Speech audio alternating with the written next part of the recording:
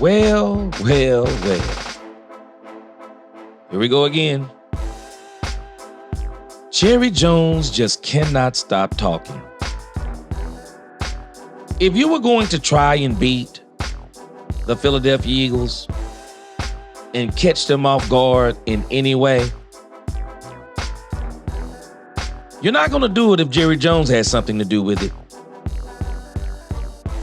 Jerry Jones is actually going to give away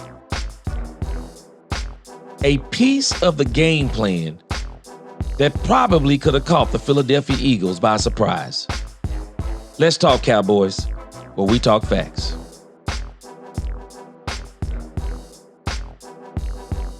Welcome, Cowboy fans and Cowboy haters alike. I'm the G, and I'm the host of Let's Talk Cowboys, where we talk facts. Let's talk facts. Jerry Jones just can't stop talking, can he? I don't think I've ever seen a GM that talks as much as Jerry Jones. I mean, he walked out of the locker room last week and says, "Okay, guys, I'll answer questions." He's telling them that he gave the team a speech. And I'm like, what other GM does this? What owner does this week in and week out? Jerry Jones has always got to be talking to the media, to the team. To the radio station. It's always Jerry talking about everything. And he sometimes just talks way too much. He could really do his team a favor if he would just stop talking, stop building these crazy expectations, like saying we're all in. And what Jerry's all in was not the all in that what we and most people consider all in to be. Jerry Jones all in was to go with all of his backup players or all the young players who hadn't got a chance, and now he was going to be all in on the players that he had. Well, you could have said that in the beginning rather than getting the whole fan base and the media in a frenzy. And now the whole world is mad at Jerry Jones because they keep saying all in my foot, all in my blank, and all of these different things. But this is the epitome of Jerry Jones, what he's about to do on 105.3 The Fan. I want you to listen to how Jerry Jones is about to clue the Philadelphia Eagles as well as everyone else in on a huge part of the game plan. Now, considering the success that you were just talking about that Cooper Rush has had in the past with the Cowboys, do you envision him being the quarterback for the entirety that Dak is out, or do you still think there is a window for Trey Lance to be getting in these games?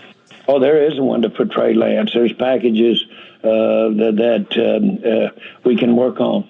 And, yes, there is a window for Trey. What elements of his game, of Lance's game, did you see during the preseason? Let me be clear. That's not just to get Lance some playtime. Yeah. That's to bring to the table some offense for us. And that's kind of where I was going is what did y'all see during the preseason that kind of gives you that confidence that it could translate into the regular season, that he could be called upon? Well, he's great, and I use the word he's a real threat with his legs. A big threat with his legs. I see that. I saw him inconsistent in preseason, but I saw him do some real good things in the passing game as well. So that's to be expected, relatively speaking, as compared to the other players we're talking about. He's had a small number of snaps in his career. But I see situations that he could add to the mix.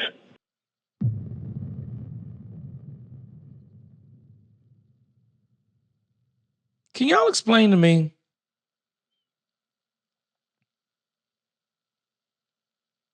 why would Jerry Jones say this on the radio? Why would he say this on the radio? How about, say, at this point in time, Trey Lance is not going to play?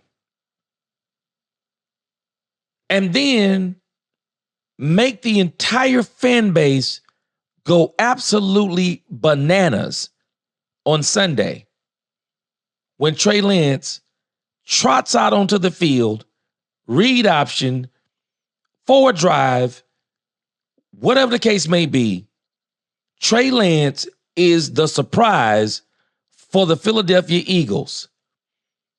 And then he becomes a weapon that they literally cannot stop because they didn't plan for him. So now you talk about him, and now they can plan for him? Now they can go back and watch the preseason tape? Now they'll be ready for the Trey Lance packages? Why, Jerry? I don't understand it. Why would you give away such a secret?